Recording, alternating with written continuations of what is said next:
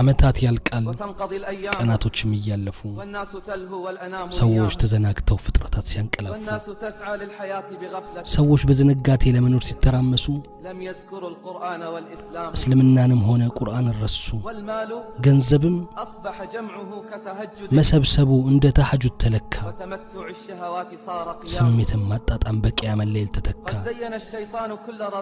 ሸይጣን ውርደትን ሁሉ አሰማመረ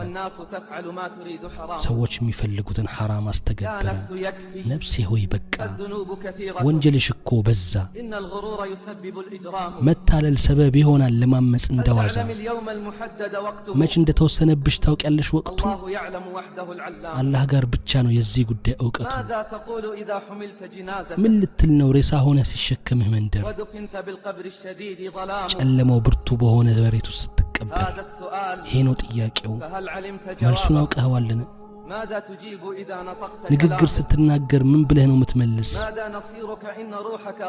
ምንድነው መመለሻ ሩህ ሞት አፋፍ ላይ ስትደርስ አለያዩ መጥቶ ፍጻሜ ነው ሲልህስ ዛሬ የፈለከውን ትሰራለህ የህይወት ጎጆ ይቀለሳል ነገ ግን ትሞትና ብዕሩ ይነሳል